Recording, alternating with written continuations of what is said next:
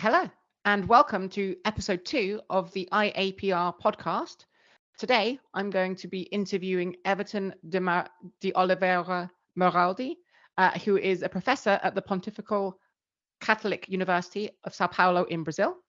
He's also the author of the book Parapsychology and Religion, and he has a wealth of knowledge in various aspects of the psychology of religion, including looking at anomalous experiences, dissociation, which includes research on possession and spiritualist painting, and also has work looking at the metascientific aspects of the psychology of religion, looking at measurement within the psychology of religion and potential biases that might be at play.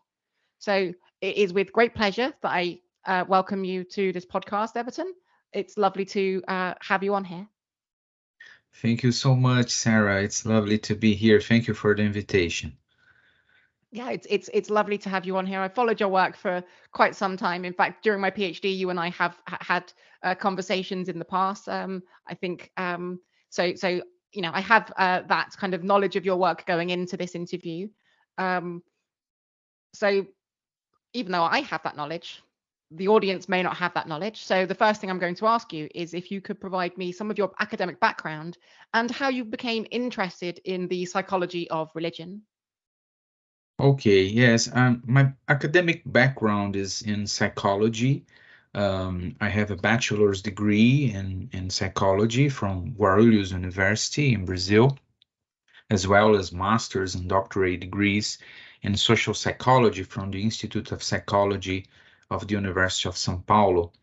I was a postdoctoral research fellow at Coventry University at the Brain Belief and Behavior Lab, which is directed by Professor Miguel Farias, and also at the University of Oxford at the Scholarship and Christianity in Oxford, where Miguel is also a lecturer and director of studies.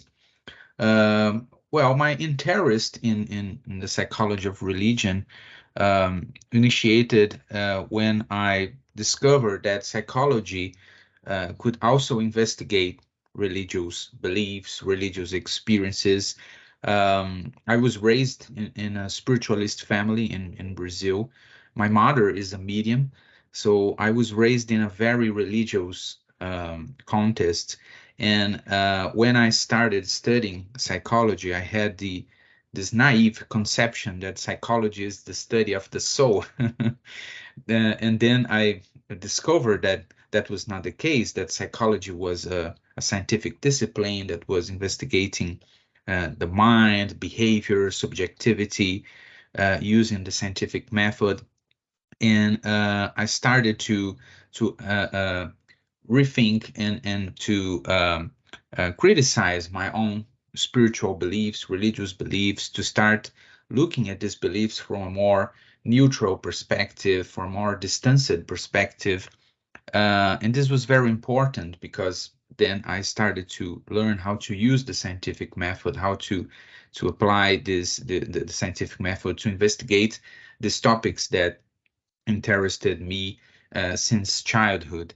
So there begins my involvement, my interest in the study of the psychological aspects of religious spiritual experiences.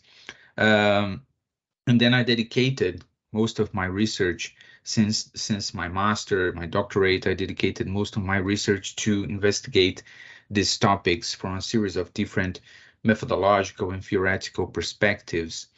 I have many research interests actually, but the areas to which I have most contributed over the years are the fields of spirituality and mental health, and the psychology of non-ordinary or anomalous experiences and beliefs, especially experiences of mediumship or spirit possession, which are very common in Brazil. So there is this influence of the cultural context and my religious background in this that influenced my interests, my research interests. Would you like me to provide some description of this research, or would you like to ask other questions? I'm more than happy to ask you questions, and then along the way, if you think that some of the research that you've been doing you think is relevant and you want to add that in, that we'd be Okay, welcome to hear great. that. Okay.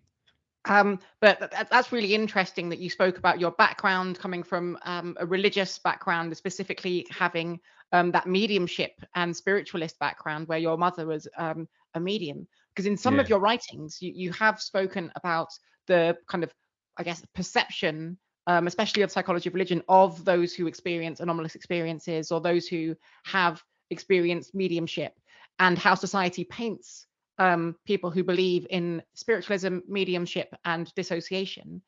Yeah. And you've suggested that there might be some kind of almost not just a kind of a scientific interest in it, but almost an ideological approach to try and almost minimize the perceptions or the points of view of those who have these beliefs. Yeah. At the Yeah. very least, in your book, that what I've read of that, you had some mention of that. Do you mind kind of expounding on that a bit? Just talking a little bit more about your opinion on the psychology of religion and how it approaches mediumship and spiritualism compared to, say, Christianity or Judaism or Islam, which are more traditional kind of modes of religion of study. Spiritualism, especially if you look at Brazil, there's quite a wide range of spiritualist beliefs, Yeah. including those who have Umbanda, but you've also got Christian-based spiritualism. Yeah. I'd be interested in your view on how that's studied from an external point of view, how you've seen other Yeah. researchers approach that research. Yes, yes. We have different religions in which spirit possession is practiced in Brazil, as you said, ranging from spiritism to African and indigenous inspired traditions, indigenous derived traditions such as Umbanda, Candomblé. Spiritism, in particular, is a spiritualist doctrine based on the writings of the French pedagogue Allan Kardec. It is based on belief in life after death and reincarnation. This religion originated in France in the 19th century, but later spread to other countries, including Latin American countries such as Brazil. And Brazil now has the highest number of spiritist practitioners in the world. It is basically a worldwide reference regarding this religion, much more than its country of origin, France. Another important tradition in Brazil, a mediumistic tradition, is Umbanda, which is essentially a Brazilian religion. It is based on the fusion of or mixture of spiritism with elements from African and indigenous traditions. Whereas in spiritism, the mediumship experiences and practices are more mental. The Umbanda practices involve the body in important ways. So in Spiritism, one of the most important forms of mediumship is psychography, which we call automatic writing in the psychological literature, psychological psychiatric literatures. So the Spiritists believe that they are able to channel written messages from the deceased through psychography. The spiritist meetings are more quiet, silence is required, but in Umbanda, on the other hand, the rituals include dance, chanting. They are much more dynamic, they are much more fluid, and the main form of mediumship or spirit possession is called incorporation, where the spirits are said to take control of the whole body of the medium, of his or her voice, gestures, movements of arms, legs, etc. So the spiritual entities are also more varied in Umbanda than in Spiritism. So it's a different experience to that of Spiritism in many ways, but the two religions are interconnected. They have influenced each other over time. There are Spiritist centers that include Umbanda practices and vice versa, depending on the day of the week, for example. And I'm very interested in investigating the impact of possession or mediumship experiences to well-being and mental health, and also the potential implications of the study of such experiences for an understanding of the cognitive, the emotional, the social aspects of spiritual experiences. I think possession is a very important topic for the psychology of religion, although often overlooked by authors in the field, as you already mentioned it. I say this because much of the research in this area comes from the US and European countries where possession related practices are not so common.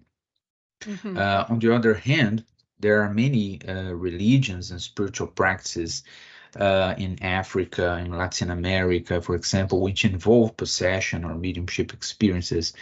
And in contrast to more traditional forms of religiosity, of religious experiences in the context of Abrahamic religions, the experiences of spiritists and Umbanda mediums involve the body in important ways.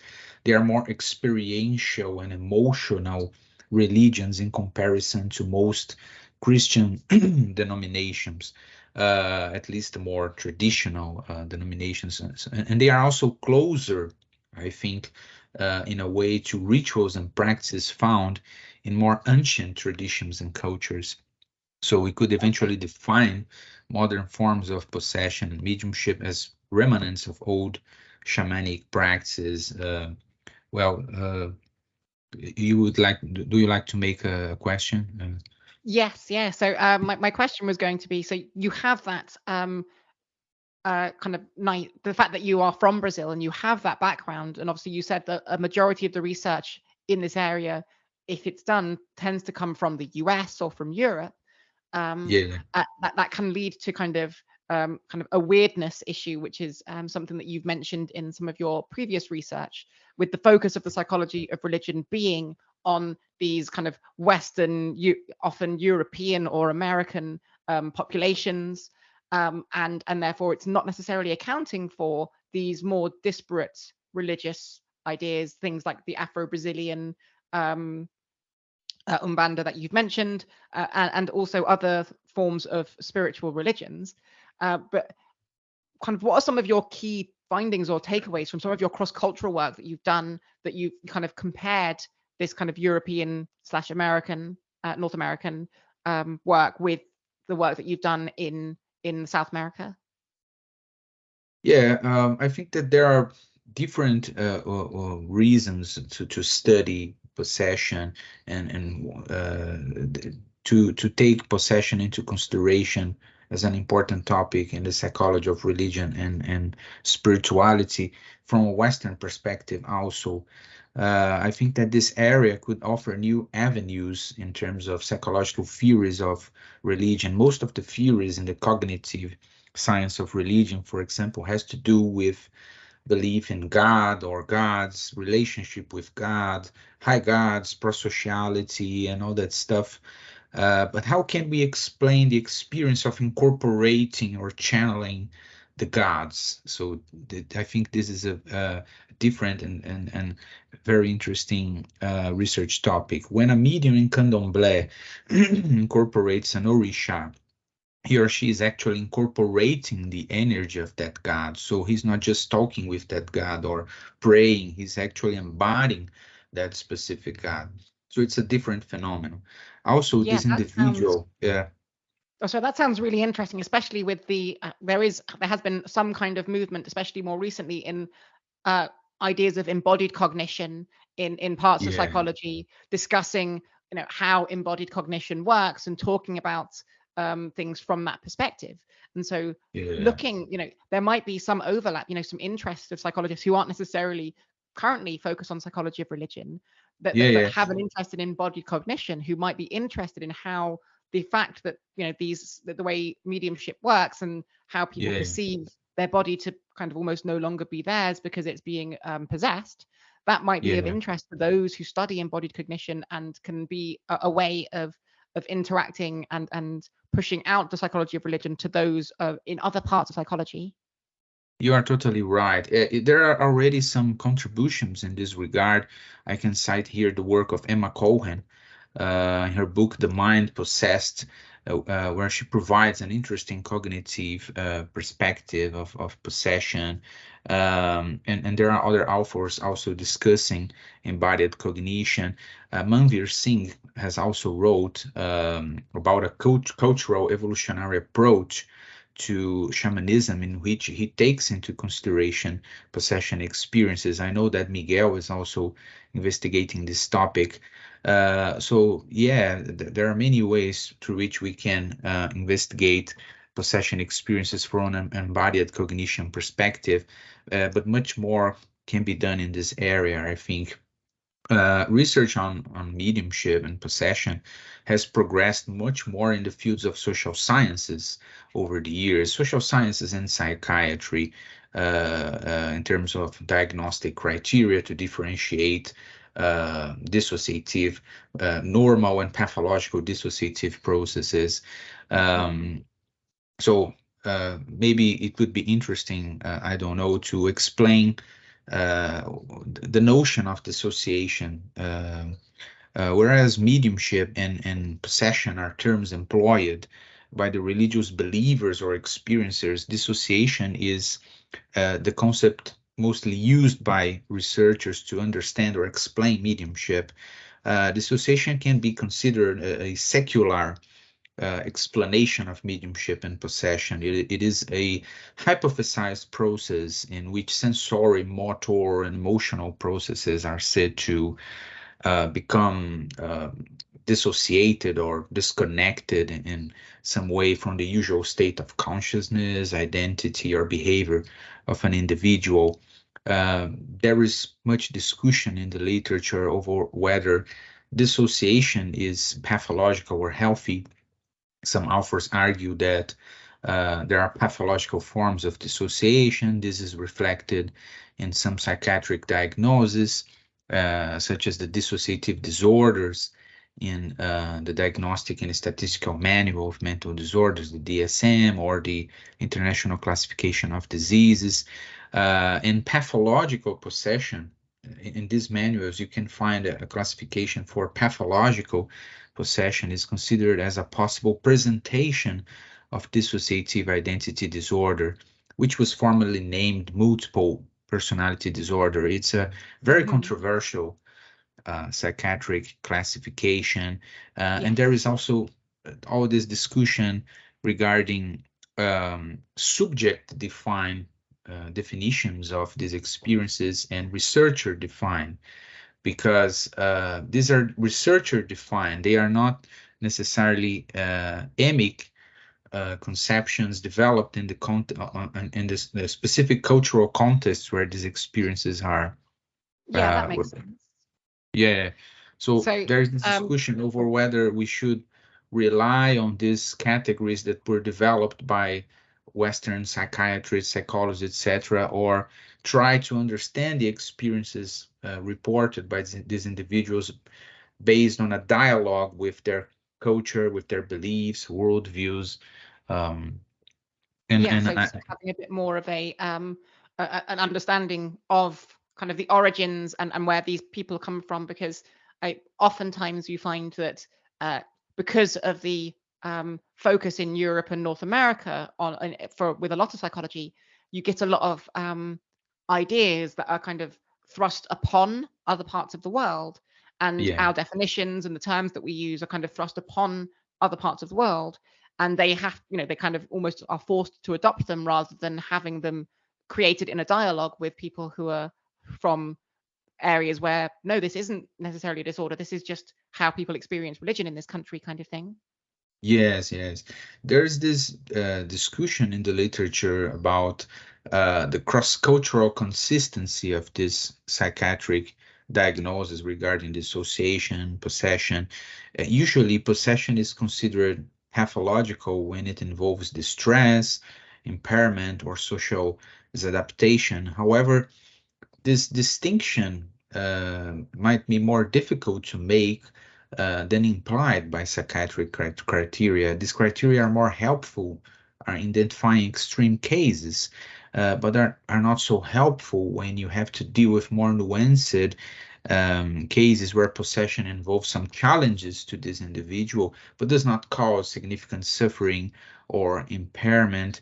For example, there are cases in which the medium suffers social discrimination from family or peers, and this causes some suffering, but the suffering does not result from the experience in itself. It has more to do with social or religious acceptance. So the family are from a religious background that sees possession as diabolical, for example. So this does not have to do with the experience in itself, but with the Yeah. social context underlying the experience.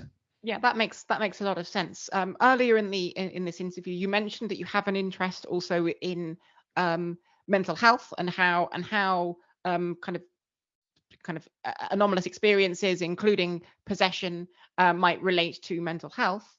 And I think you've written a fair bit about trauma and how trauma, especially in people who experience dissociation or depersonalization, um, is often something that is associated with one another. But you've also written, from what I've read, about there potentially being kind of a distinct etiological pathway for religious dissociation and kind of trauma-based dissociation. Because in the literature, there does seem to be an association between trauma and dissociation. And I was wondering if you could kind of talk a bit more about your kind of the stuff that you've done, looking at that distinction between religious dissociation and kind of trauma-based dissociation. If we're bringing it back to like the mental health view, which you're also interested in. Yes. Well, I think that this discussion is a more clinical discussion because um, if you look at the phenomena in specific cultural contexts, trauma will not necessarily appear as an important variable. So this is another example of how clinical perspectives tend to be imposed on data from different cultural contexts in a way that distort the experience or the religious tradition or the practices involved. There is also some discussion in the literature over whether dissociative identity disorder, for example, is a genuine classification, whether it's a social construction, a Western construction based mainly on science fiction, movies, etc. Many authors in the literature argue that trauma is an important etiological factor in the development of not only dissociative identity disorder, but other dissociative disorders. But we also know from research that trauma, childhood trauma, for example, psychological trauma, is implicated actually in different forms of mental disorders, not only dissociation. You could find an influence in major depression or other disorders. So it is difficult sometimes to disentangle the role of trauma from other factors, taking into consideration the fact that trauma is involved in a series of different pathological processes. It's not a specific of dissociation.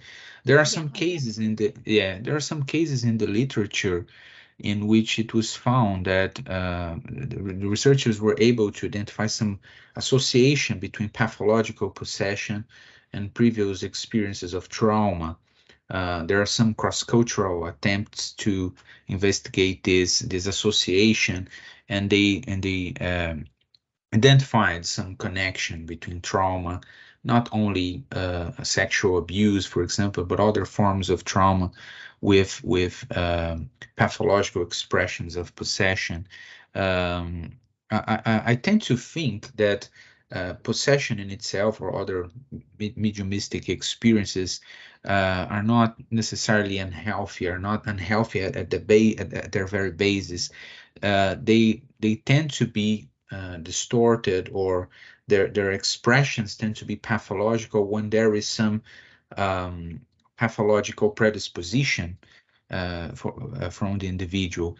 But once again, we need more studies, we need more research in this regard to disentangle the role of each factor. And one of the major challenges, I think, in this research area is the differential diagnosis criteria. So how to differentiate healthy from unhealthy experiences. The criteria we have are very general. We need more specific, detailed criteria to help us disentangle, differentiate each type of experiences. And That actually brings me to a question. Yeah, That I was going to ask you. So it's talking about needing to have kind of less general, more specific kind of criteria leads us yeah, to the question of something else that you've written about in terms of the metapsychological approach to the psychology of religion, talking about measurement issues within the psychology of religion. Because if you want to have more specific things that you're talking about, you need to make sure that what you're measuring is yeah, accurate and precise. And so yeah, you've written a fair bit about possible issues within measurement in the psychology of religion. Do you yeah, think that that's obviously there has been a lot of discussion over the last 10 years or so about kind of a paradigm shift in psychology, looking at open science, all of that stuff, looking at measurement accuracy, looking at measurement issues. Do you think that the psychology of religion has a particular issue, or is it kind of just its own local? Is it kind of we're talking about the psychology of religion kind of in the same way that most of psychology has this issue? Do you think there is a kind of do you think it's an issue with psychology generally, or do you think there's an extra issue over and above the issue that's in psychology that's in the psychology of religion especially? yeah. I think that it's also a problem in psychology in general, but there are specific ways in which this problem can be identified in psychology of religion.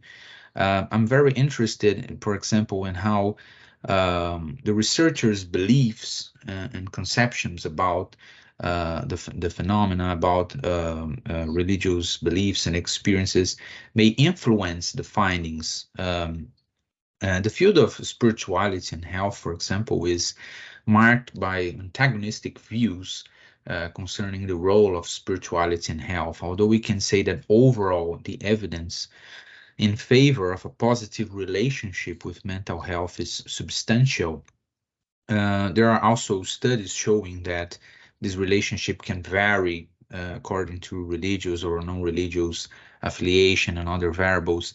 I'm particularly interested in how response bias impacts the research findings in this field. I have published a paper in the Journal of Religion and Health some years ago in which I critically examined the literature on response bias. There is some evidence suggesting the effects that effects like demand characteristics, social desirability, impression management have an impact on the findings concerning the relationship between religion, spirituality, and mental health.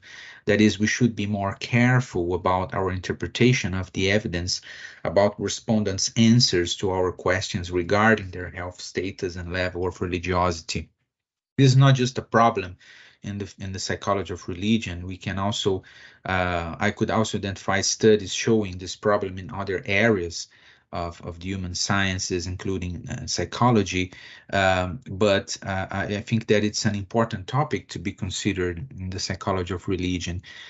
People might say, for example, that they are more religious than they actually are, depending on the context or the expectations. This effect was observed for religious attendance, but also other characteristics. People may also report. When you say that that's observed in religious attendance, people were claiming that they attended more frequently than they actually attended. Is that Yeah, what you're saying? yes, yes, yes. So depending on whether the person is responding inside the church or outside of it, depending on the context or the expectations, the answer may vary in some way. People may also report less psychopathological symptoms than they actually have, not just because they want to impress or convince the researcher that they are healthy, but also because of religious conviction sometimes. I know some evangelicals in Brazil who would report fewer or no symptoms because to admit that they have mental health issues would be the same as denying their faith. Would be assuming that the evil triumphed and won the battle. So, from the perspective of the researcher, this is not good because this will be reflected in the findings and may lead to wrong conclusions about the data. So, we need to know the extent to which this effect is influencing the findings, and psychologists do not always consider this. Do not always use, for example, measures of social desirability, or do not try to control for this possibility in their analysis. So I think that researchers should pay more attention to this, especially when self-report measures are used. But more studies are needed to confirm the extent, as I said, to which such biases are impacting the data. My purpose with the paper was more to raise attention to this issue rather than resolving the debate. This is a topic I would like to explore empirically in the future.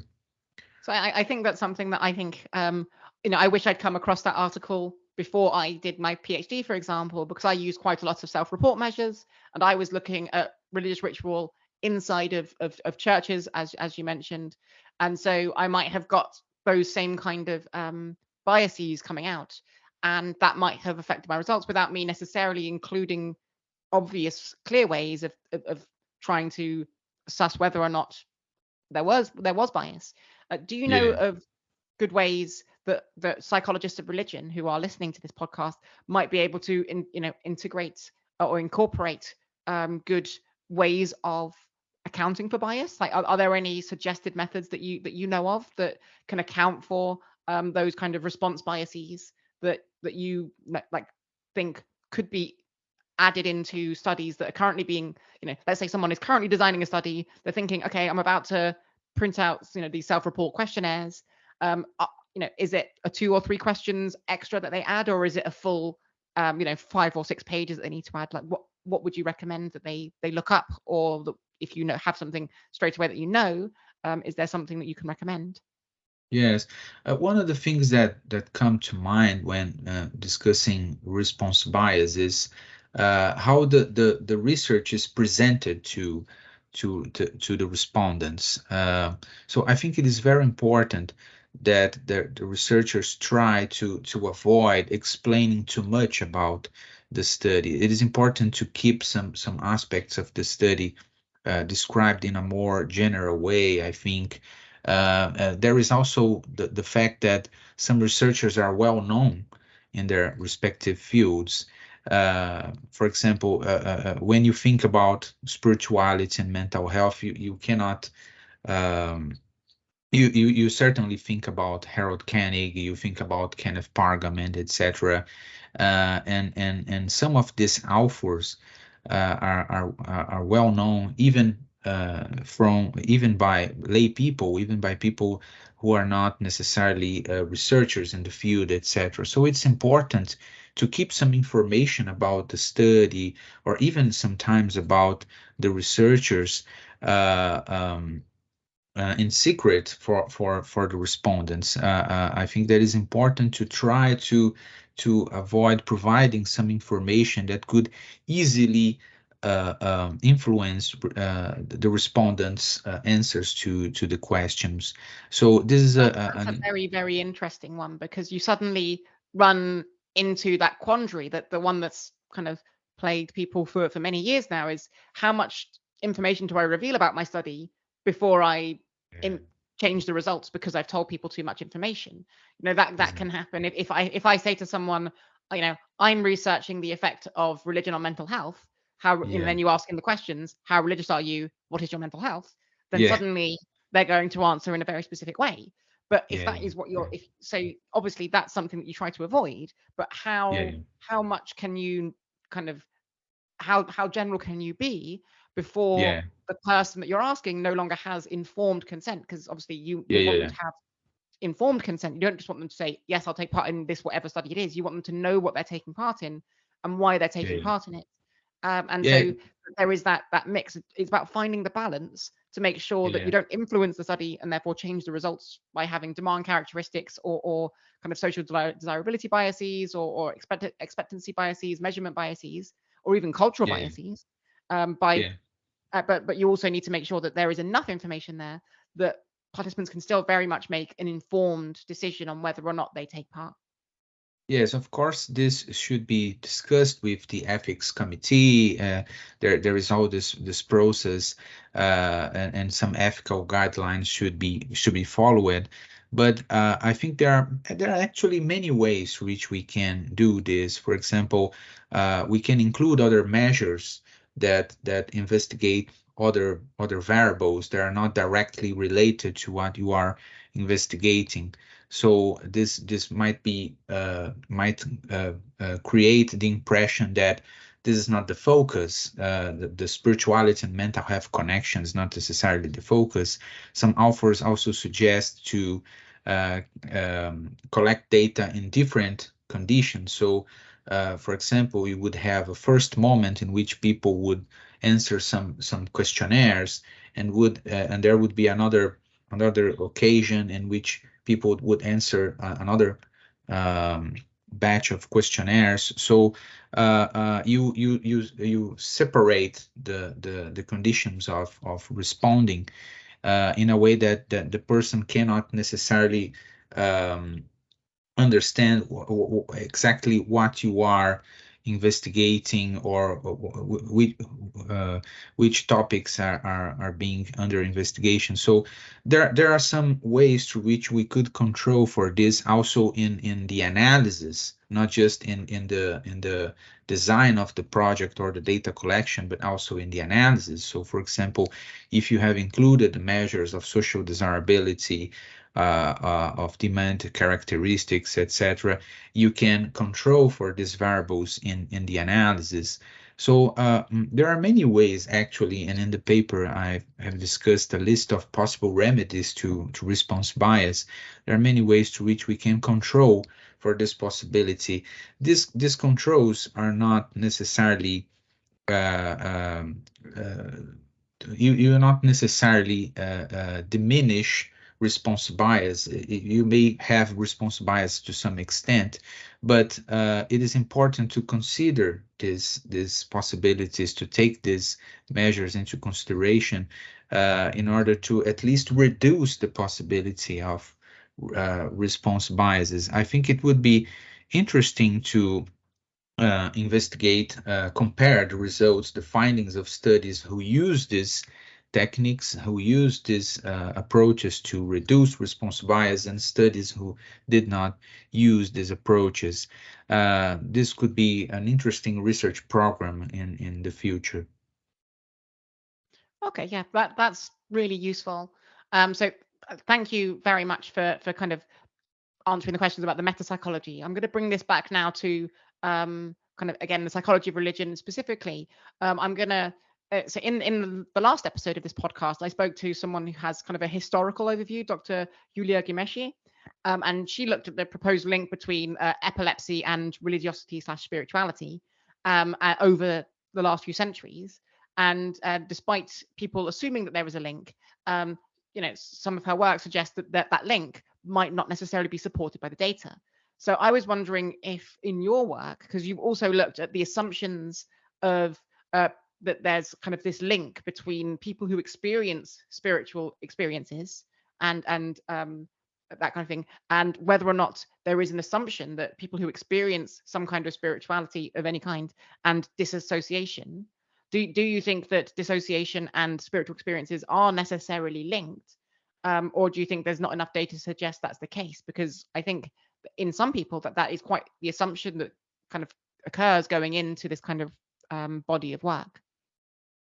Yes. Well, there is. I would take possession and mediumship as an example to answer your question, because we actually have many different types of spiritual experiences, and the link with dissociation could vary depending on the experience under consideration. Um, there is some discussion in the literature about dissociation, for example. Um, some authors working within a social cognitive approach, they say that people are not necessarily experiencing dissociation. They are playing the role of a patient with dissociative disorder. It's a role enactment. And some authors also argue that possession or mediumship could be understood along the same lines. So, but I do not fully agree with this perspective. I think that dissociation does take place, does occur in some cases, that dissociation might be important to understand the phenomenon, even though it is not the sole factor involved in it. In the case of pathological possession, you cannot reduce possession to dissociation. There are several other factors to consider, including the beliefs of and expectations of the person reporting the experiences. You have also mentioned it, psychological trauma. But dissociation may be part of that picture, and it's not just something that individual is enacting or even worse, feigning. On the other hand, I'm not totally sure that something like dissociative identity disorder exists. I think dissociation exists, but the disorder in its full form characterization, I think it did not find much evidence in its favor based on cross-cultural research, at least yet. I think there is some controversy in this area. In Brazil, for example, it's very rare to find a person diagnosed with dissociative identity disorder. So it is often difficult to know whether the person doesn't have this disorder or whether the diagnosis is incorrect due perhaps to the lack of training or experience of physicians and psychologists in Brazil with the type of disorder. In Do you any think it could case, also be a cultural thing where they think this can't be a disorder because this is normal for our society? You know, mediumship yeah, and spiritualist religions are just so common in Brazil that, you know, when they see someone who is reporting possession or mediumship in some way, that they don't yeah. consider that a disorder. You know, it's not disordered. It's just how people are. Yes, yes. And there is also the fact that the way the culture welcomes these experiences is also very different from other cultural contexts, for example, from European contexts. I tend to think that mediumship or possession in some European cultures would be seen as something strange or unusual.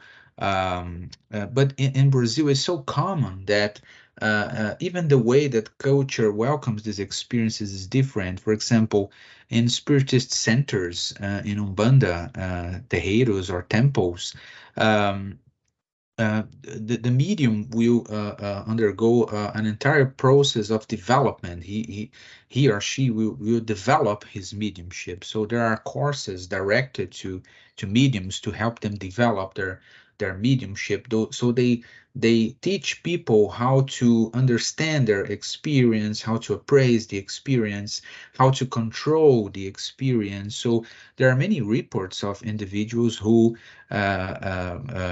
had a reduction in the frequency of experiences or the intensity, the impact of the experiences um, after receiving these courses, after undergoing this mediumship development. And it would be very interesting to investigate this further using the scientific method. We have ethnographic evidence, we have interviews, we have more qualitative evidence showing that this is possible, that the religious practice, the religious rituals with time may have some influence over the control over the experience, the frequency of the experiences, and even the content of the experience. So the content tends to become more positive to the individual, more pleasurable, for example, in comparison to when the individual did not have um, this help from and social support. So one of my ideas That's in the future is to carry out longitudinal investigations to following these individuals over time to know exactly how this practice, this religious practice, and whether this religious practice has some effect in the frequency, in the control, in the content, and the phenomenological characteristics of the experiences. I mean, that's really interesting, and you actually preempted my next question, which was going to be, are you planning any future work, or what future work do you have in this area? So that's that longitudinal idea that you have. Is Yeah. that something that you've kind of got in the works already, or is it kind of just currently an idea that you're still working out how to formalize? Because if it's currently an idea, that when this goes out, maybe you might be able to find people who are listening who might be able to help. Work alongside you or work with you or Yeah. suggest help if it's something that's already underway. That Yeah. also sounds really, really interesting. Either way, uh, I'm really excited to hear how that continues, how that progresses, and the results from that, because I find longitudinal work to be very interesting, in part because you get, I think, just a better picture of what's going on with the phenomena if you've got a longer term view of it rather than having a static point in time. Mm. Something I will ask about is if there's anything that you think that you aren't necessarily focused on, but you think that is work that's in the area that you think should be focused on by other researchers who are looking to study in this area, that not necessarily is your expertise, but something that you think other people who are interested in the psychology of religion, especially in looking at kind of the anomalous experiences or dissociation, and anything like that, that you think other people should research, which is not necessarily your area of expertise, and so it's not what you're going to do next. Okay, great. As to the first question regarding my research in this field, the longitudinal investigation, etc. Well, I've been collaborating with some colleagues from Rio de Janeiro. Besides my involvement with the Pontifical Catholic University, where I'm professor at the Religious Studies program, I'm also a research associate at the IDOR Institute in Rio de Janeiro. And we've been collaborating with Ann Taves, with Professor Ann Taves, in the validation and of an inventory of non-ordinary experiences that she developed in collaboration with other colleagues, with other authors. It's a very interesting inventory that allows us to investigate different types of experiences, regardless of how people appraise these experiences, because one of the main problems with questionnaires, with inventories, assessing non-ordinary experiences, is that sometimes there's some confusion between the experience and the belief. So sometimes the items, the questions are made in ways that is difficult to separate the experience from the belief. And in her inventory, the items were developed in a way that you have this more generic description of the experiences, and you evaluate the appraisals or beliefs about these experiences separately. So this is That very sounds interesting. really interesting, and that Yeah. sounds like it would be very useful in your longitudinal work that you're planning on Yeah, on carrying exactly. out. Yeah, I'm really actually, glad. I'm yeah, really glad that you've suggested that you would do this, because you mentioned before that you had this kind of qualitative, ethnographic, and interview-based evidence that something was happening, and then you're now following that up with what it sounds like to be this longitudinal, quantitative approach. And yeah, I've long been a fan of making sure that psychologists of religion don't forget that that qualitative work informs quantitative work and vice versa. And oftentimes they can work in tandem, or just inform one another about which questions yeah, should be asked next, right? So as you mentioned, you've got this ethnographic and interview based information, and yes, that is now informing what sounds to be a really strong approach, of a longitudinal approach to and studying a quantitative question. And then those yes. quantitative outcomes might then inform future, interviews, and it's like which kind of qualitative questions are worth looking at based on that data, what does that reveal? And there can be this back and forth. So it's I know earlier we were talking about the meta scientific things about measurement bias and all of that stuff, which is very quantitative heavy. But it's important that we know that in the psychology of religion, we are a kind of, to pun intended, I suppose, we are a broad church. And so we have people who focus on quantitative work, but also just as many people, if not maybe even more so, who focus on qualitative work. And so it's really interesting to hear that you've found that the qualitative work is absolutely informing your next planned quantitative work. Exactly. Yeah, I usually rely on multi-methods or mixed methods approaches in my research projects. I think that the quantitative and the qualitative, you can establish some dialogue between these different methods, and it's very important. And as you mentioned it, this qualitative research informed our project with Professor Ann Taves. So this idea of investigating the longitudinal aspects of non-ordinary experiences is part of this a broader project that was submitted and accepted for funding by the John Templeton Foundation. So we are working now not only to validate the inventory by Professor Taves, but also to develop new items assessing dissociation, mediumship experiences, and also to try to understand how these experiences change over time. So one of the studies of this larger project involves this longitudinal investigation. So I think that it's important to understand further how the cultural context, the social context influences the experiences. I think that I like to think that religious practice, religious traditions have an important knowledge to offer us, has some wisdom about these experiences that we should not neglect. It's important for the researcher not only to try to use his or her own methods, conceptions, to try to understand the experiences, beliefs, the phenomena he's investigating, but also to try to learn from the believers, to try to learn from the experiencers, what they have to teach us about their own experiences and beliefs. So I think that spiritual traditions have some important wisdom, important knowledge to show us how could we control, for example, certain psychological processes, bodily processes. And I think that mediumistic practice, mediumistic religions in Brazil show many indications of this characteristic of how religious ritual can influence the body and psychological processes in different ways.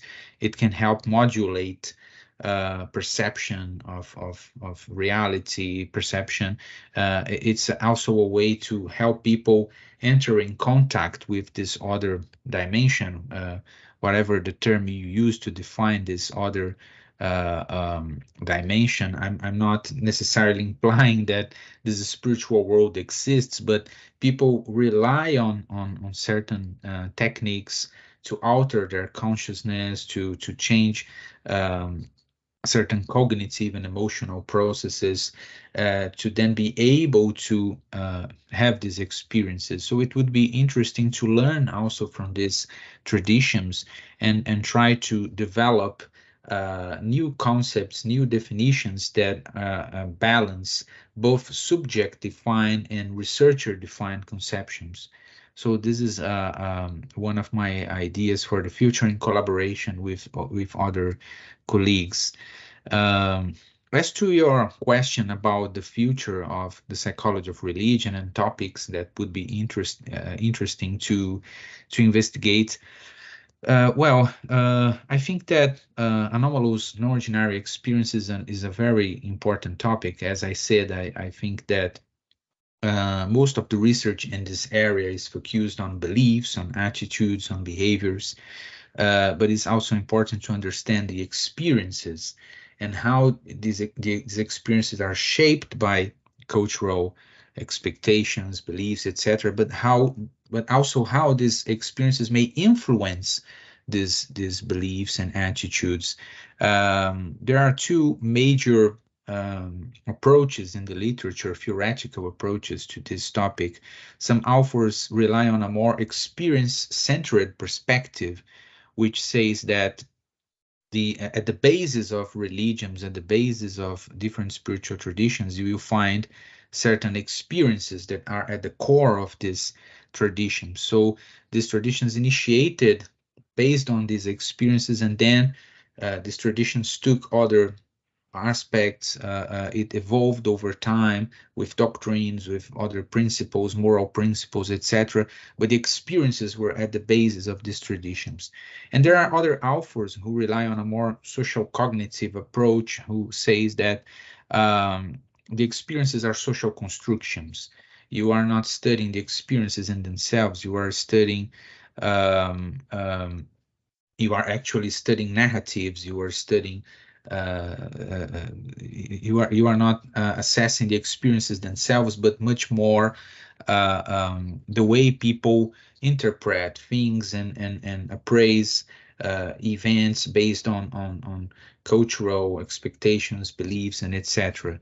And I think that I tend to think that these two approaches can establish some dialogue. It would be important to try to integrate these two approaches in a new theoretical perspective, because we cannot disregard the social, the cultural factors, but there might be also some individual and phenomenological aspects of these experiences that cannot be completely reduced to social factors, social construction. I think that there are indeed some aspects of mystical experiences. For example, there are cross-cultural stable, cross-culturally stable, that you can find in different cultures. They might be interpreted differently, etc. But if you look at the phenomenological aspects, you'll be able to identify some core elements. So I think that these two approaches can dialogue, and it would be interesting to try to develop an integrated model or theoretical perspective in this regard. Okay, well that sounds like quite the endeavor to try and marry those two kind of approaches. But Yeah. with dreaming big is definitely something that we want to have the next generation of psychologists of religion to kind of do.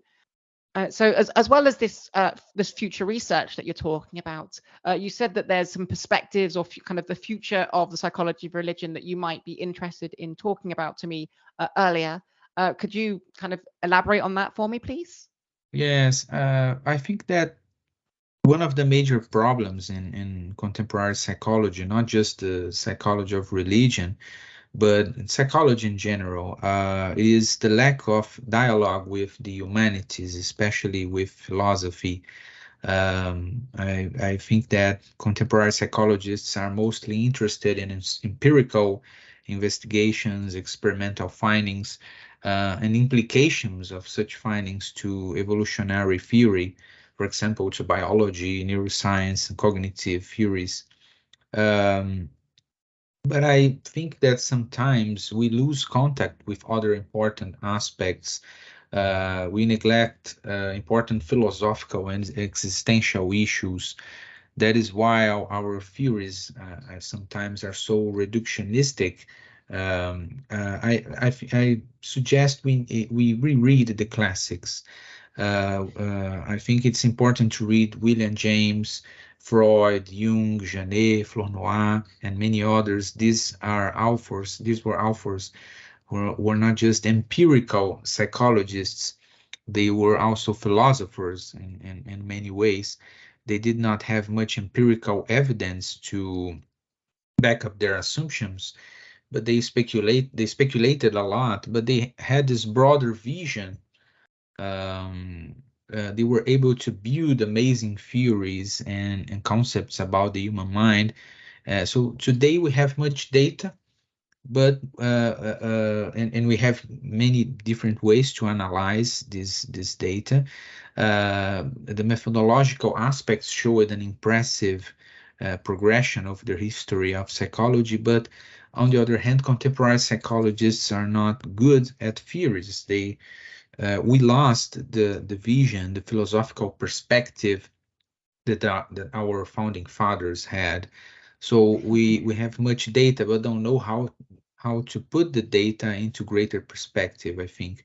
So to remedy Okay, yeah. this, it would be interesting to strengthen our dialogue with other areas such as philosophy, literature, and even the knowledge provided by spiritual traditions. That sounds like a very, very interesting, almost a challenge to those in the psychology of religion in future to make sure that they not just think about, okay, I've got this data, what does that suggest about this evolutionary background, but also what does that mean in a greater theoretical framework, and working from a theoretical framework point of view, and almost having theory led or theory, yeah, kind of theory backed um, research, rather than going, this is a question that I find interesting. There's no real theoretical framework behind it, but I want some data, and then later on I'll figure out what that data means. Is that you're suggesting that you want to go in kind of with a theoretical framework in mind, or trying to build theoretical frameworks from data that already exists? Well, I think that would be interesting first of all, to establish this dialogue with these other areas of knowledge, and to have this broader perspective, this broader vision of the data, not just trying to understand the relationship between certain variables, or trying to understand the phenomena from evolutionary perspectives, but also to try to consider theories or develop hypotheses that take into consideration the ideas developed by the first psychologists of religion, to have some inspiration, um, based on the work of these authors, to develop theories, new theories, conceptions, etc. I think that there is this tendency to look at the more cognitive and evolutionary aspects, but I feel sometimes that the certain emotional, existential issues are lost. Psychology of religion is not just about developing theories to try to understand the mechanisms and cognitive processes involved in religious beliefs and experiences. It should also be a field who help us in the development of humanity, of society in some way. So how our findings translate into new practices, new conceptions of life, and also new forms of experiencing religiosity.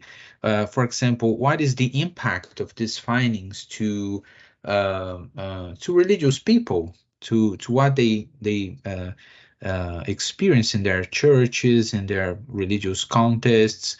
So it would be important to try to fill this gap between researcher defined and subject defined concepts. And I think that the dialogue with philosophy, dialogue with literature, dialogue with spiritual traditions might help us in this way. We do not need to disregard the contributions of evolutionary theory, biology, and etc. But maybe we need more philosophy and less artificial intelligence. Okay, Maybe we that need, sounds yeah, very interesting. So yeah, thank you very much for those thoughts. And I yeah. think for now, I think that's where we're going to end this discussion, Okay, with great, lots great. of food for thought. And Mhm.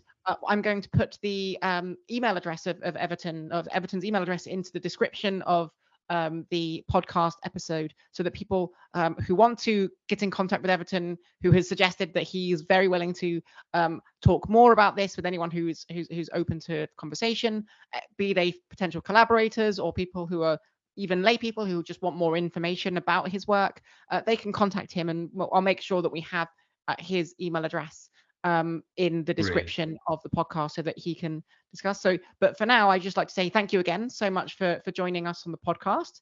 and we look forward to having hearing more about your work in the future. So thank you for joining Okay, us. great. Thank you so much, Sarah.